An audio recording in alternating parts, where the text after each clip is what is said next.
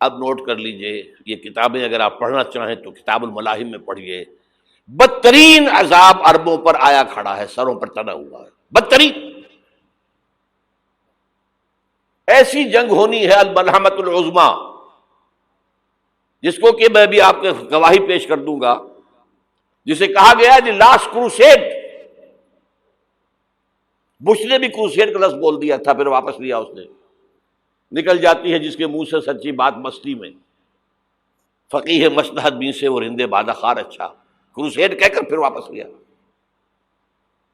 یہ کروسیڈ،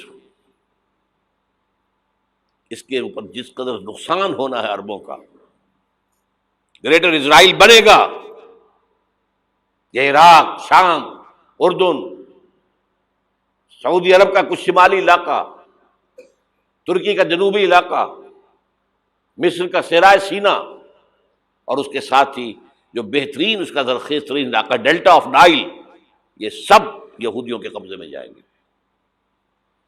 اس کو حدیث میں کہا گیا الملحمۃ العظمیٰ۔ عیسائی 80 علم لے کر ہے مسلمانوں تم پر حملہ آور ہوں گے، اور ہر علم کے نیچے 12,000 فوج ہوگی، 9.5 لاکھ فوج۔ یہ نیٹو کی تیاری کس کے لیے ہو رہی ہے؟ جب یو ایس ایس آر کا خاتمہ ہوا تو پوچھا گیا تھا نیٹو چیف سے، اب کس لیے؟ تمہارا وہ دشمن تو ختم ہو گیا، اب ہمیں اسلامک فنڈامنٹلزم سے نمٹنا ہے۔ وہ جانتے ہیں خطرہ یہی ہے، اب اسلام ابھر سکتا ہے، مسلمانوں کے سینوں کے اندر وہ آگ ہے، اوپر خاکستر آ گیا ہے، تم پہ اٹھانا بیٹھنا، یہ اندر تو انگارہ ہے، اوپر سے راکھ ہے، اس سے دھوکہ نہ کھا جانا ان کے دلوں کے اندر۔ اور بش نے کہا تھا مسلمان چاہتے ہیں کہ ہسپانیہ سے لے کر انڈونیشیا تک نظام خلافت قائم کریں، اور میں حیران ہوا تھا کہ اس کمبخت کو ہسپانیہ کا خیال کیسے آ گیا؟ ہمیں تو کبھی آتا ہی نہیں، اب ہم تو بھول گئے، وہ تو 500 برس پرانی بات ہے، جبکہ وہاں سے ہمیں نکال دیا گیا تھا۔ اگرچہ اقبال نے کہا تھا ہے ارض فلسطین پہ یہودی کا اگر حق، ہسپانیہ پر حق نہیں کیوں اہل عرب کا؟ ہسپانیہ میں تو 800 سال حکومت کی مسلمانوں نے، اور ابھی 500 برس ہی گزرے ہیں نا۔ یہودی تو ارض مقدس سے 2000 سال نکالے گئے، انہیں لا کے آباد کیا گیا، عربوں کے سینے میں خنجر بھونک دیا گیا۔ وہ چھوٹا سا ملک جو چاہتا کرتا، کوئی پوچھنے والا نہیں۔ امریکہ جیسے اپنے بیٹے کی حفاظت کرے ویسے کرتا اس کی۔ اور حضور نے فرمایا ہے وہ جنگ جب ہوگی تو ایک باپ کے اگر 100 بیٹے ہوں گے تو 99 ختم ہو جائیں گے، ایک بچے گا۔ یہ حدیث ہے، حدیث ہے صحیح۔ اور آپ نے فرمایا ویل للعرب من شر قد اقترب، عربوں کے لیے ہلاکت ہے، عربوں کے لیے بربادی ہے اس شر سے جو قریب آ چکی ہے۔ اور آج جس طرح انہوں نے ان کی تہذیب کو اختیار کر لیا ہے، دبئی جا کر دیکھیے، بدترین مغربی معاشرہ جو ہے وہ دبئی کے اندر ہم نے قائم کر کے دکھا دیا۔ اب سعودی عرب اس راستے پر بڑھ رہا ہے۔ اور اس کے بعد نمبر 2 پر جو ہے ہم پاکستانی ہیں، لیکن میں اس کے وہ پہلی بات جو کہہ رہا ہوں وہ تو یقینی ہے، اس میں تو احادیث صحیحہ موجود ہے۔ اگرچہ اس کے بعد پانسا پلٹے گا، پھر حضرت مہدی کا ظہور ہوگا، حضرت عیسیٰ کا نزول ہوگا، اور وہ گریٹر اسرائیل گریٹر گریو یارڈ بنے گا یہودیوں کا، ایک ایک یہودی قتل ہوگا اور دفن ہوگا۔ یہ بات میں ہونا ہے، میں پہلی بات بس کر رہا ہوں۔ وہ پانسا پلٹے گا جب پلٹے گا، ابھی جو سامنے ہے وہ کیا ہے؟ جس ملحمۃ العظمیٰ کہا حضور نے، جسے آرمگیڈون کہتے ہیں عیسائی۔ آرمگیڈون کی اگر کہیں جا کر آپ دیکھیں گے، آپ ڈکشنری میں مانی تو کیا لکھا ہے؟ A very big war which will be fought between the forces of evil and good before the end of this world۔ اس دنیا کے خاتمے سے پہلے خیر اور شر کی قوتوں کے درمیان بہت بڑی جنگ ہوگی۔ ارمجدون اسے کہتے ہیں عربی میں، اور آرمگیڈون اسے کہتے ہیں انگریزی کے اندر۔ اور یہ بائبل کی آخری کتاب کے اندر ہے، جو اس میں کہ مکاشفات یوحنا، ریولیشنز آف سینٹ جان. یہ تو میں کہہ رہا ہوں یقین کے ساتھ، اور زیادہ دور نہیں ہے، آیا چاہتا ہوں. اس لیے کہ یہودیوں کا اور عیسائی جو کنزرویٹوز ہیں، نیو کنزرویٹوز، ان کا 5 نکاتی ایجنڈا ہے متفق علیہ، جس کے تحت کہ یہ جنگ صلیبی شروع کی گئی ہے. وہ سن لیجئے آپ. آرمیگیڈون نمبر 1، گریٹر اسرائیل قائم ہو جانا اس کے نتیجے میں نمبر 2، مسجد اقصی اور قبۃ الصغریٰ کو گرانا نمبر 3، وہاں تھرڈ ٹیمپل، وہ مسجد جو حضرت سلیمان نے بنائی تھی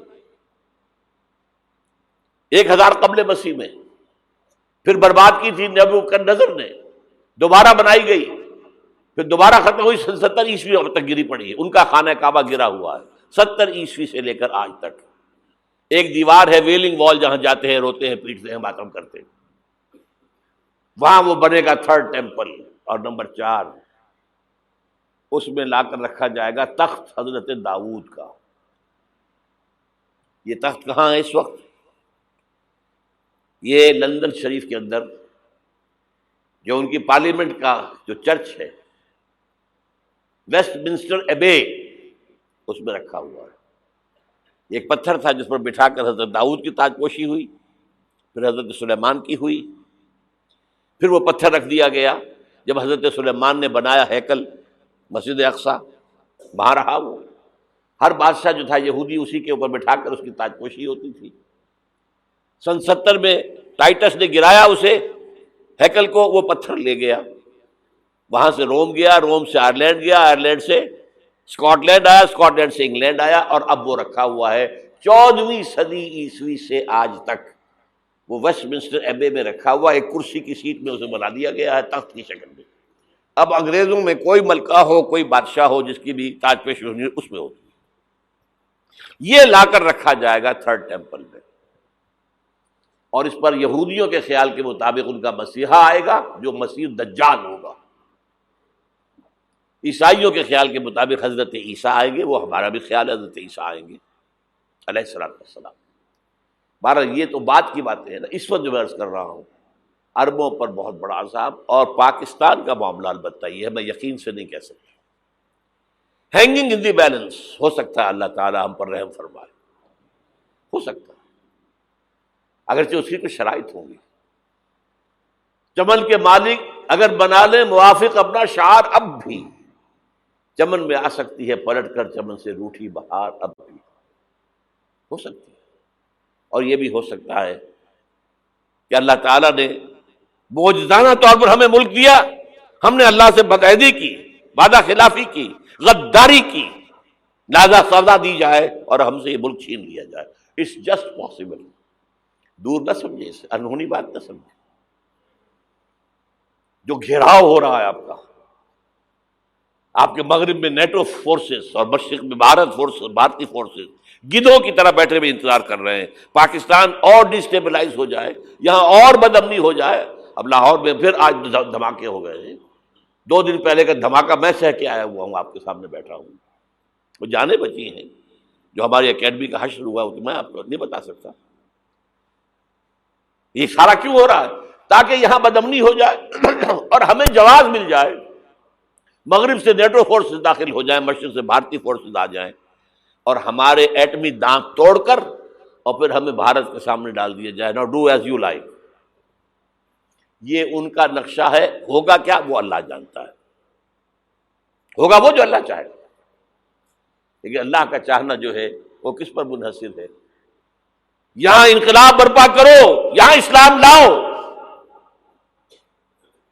اگر دھندوں میں لگے رہو گے تو وہ خود بخود نہیں آ جائے گا انقلاب.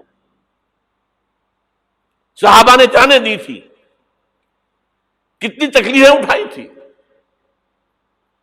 12 برس تک مکی دور کے اندر با نشہ درویشی در ساز و دمادم زن، جو پختہ شبی خدرا بر سلطنت جم زن. یوم طائف یاد ہے جو حضرت عائشہ فرماتی ہے کہ میں نے پوچھا تھا حضور سے کہ یوم احد سے زیادہ سختی بھی آپ پر کبھی آئی؟ یوم احد پر کیا ہوا تھا؟ تلوار کا وار پڑا تھا آپ کے چہرہ مبارک، یہ جو رخسار کی ہڈی ہے اس کے اندر وار گیا ہے، اوپر خود کی 2 کڑیاں تھیں وہ اس میں گھس گئیں، 2 دندان مبارک شہید ہوئے۔ وہ خود کی کڑیاں ایک صحابی نے اپنے دانتوں سے پکڑ کے کھینچنے کی کوشش کی، دانت نکل گئے، وہ نہیں نکلی، کیا جتن کر کے نکالی گئی ہوگی تو خون کا فوارہ آیا، اتنا خون گیا ہے کہ آپ بے ہوش ہو گئے، گر گئے، اور مشہور یہ ہو گیا کہ آپ کا تو انتقال ہو گیا، شہادت ہو گئی۔ یہ سیرت کبھی پڑھی ہے؟ حضرت عائشہ کے ہوش کا تو یہی دور تھا نا، یوم طائف میں تو آپ کی کیا تھی، بچی تھی، انہیں کیا پتا کیا ہو رہا ہے حضور کے ساتھ۔ 3 دن تک حضور مکے کی گلیاں اور وہاں کے اوباش لوگ پتھراؤ کر رہے گئے تھے اس امید میں کہ شاید وہاں کا کوئی سردار ایمان لے آئے، تو یہاں تو ابو طالب بھی فوت ہو گئے، یہی دنیاوی سہارا تھا، خاندانی سہارا تھا ابو طالب کے ذریعے، اور گھر میں ایک دلجوئی کرنے والی رفیقہ حیات تھی، وہ بھی، ان کا بھی انتقال ہو گیا۔ آپ نے کہا یہ عام الحزن ہے، اب تو سب کو طے ہو گیا قریش کو کہ اب جیسے قتل کر دو ان کو، اسی لیے آپ گئے طائف، شاید وہاں کا کوئی بڑا سردار مانے ایمان لے آئے مجھ پر تو میں اپنا مرکز ادھر شفٹ کر دوں۔ تینوں سے ملے ہیں، تینوں نے وہ جواب دیے ہیں، نکل جاؤ یہاں سے، میں تمہارے ساتھ بات بھی کرنے کو تیار نہیں۔ اچھا، تمہارے سوا کوئی نہیں ملا تھا اللہ کو نبی بنا کر بھیجنے کے لیے؟ دیکھو جاؤ، میں بات نہیں کرنا چاہتا، ہو سکتا ہے میں بے عزتی کر بیٹھوں، اور واقعی تم اللہ کے نبی ہو تو میں مارا جاؤں گا، جاؤ جاؤ جاؤ۔ یہ سلوک محبت کے ساتھ ہوا ہے۔ اور پھر چھوکروں کو، اسٹریٹ ارچنز جنہیں آپ کہتے ہیں، اشارہ کیا تھا، خبر لو ان کی، پتھراؤ ہو رہا ہے، ساتھ کوئی ہے ہی نہیں، ایک آدمی صرف، زید ابن حارثہ۔ اب سامنے سے پتھر آ رہے ہیں تو حضرت زید آگے آ جاتے ہیں، ڈھال بنتے ہیں، مجھے لگے پتھر حضور کو رہے، آپ پیچھے سے آ رہے ہیں، چاروں طرف سے تو ڈھال نہیں بن سکتا ایک شخص، جسم لہو لہان، خون جا کر جوتیوں میں جم گیا ہے، جوتی اتر نہیں۔ پھر وہاں سے واپسی پر جو دعا مانگی ہے، اللہم الیک اشکو ضعف قوتی وقلت حیلتی وہوانی علی الناس، اے اللہ تیری جناب میں فریاد لے کر آیا ہوں اپنی قوت کی کمی کا، اپنے وسائل کی کمی کا، اور جو ذلت و خواری ہو رہی ہے لوگوں کے سامنے، الا ملتقننی، مجھے کس کے حوالے کر دیا ہے، الا بعیدی یتجہمنی، یہ میرے اوپر ہجوم کر کے آ جائے، حملہ کریں، اور عدو من لگتا امرے، یہ دشمن کے حوالے میرا معاملہ کیا، جو چاہے کر دے وہ۔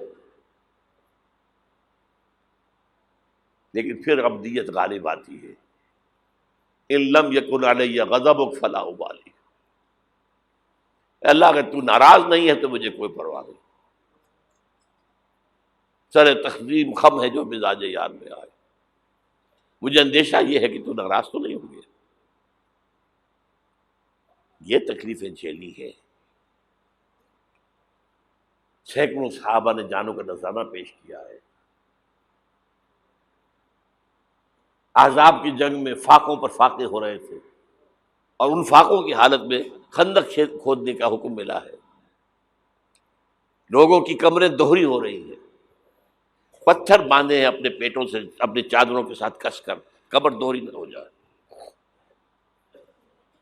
اور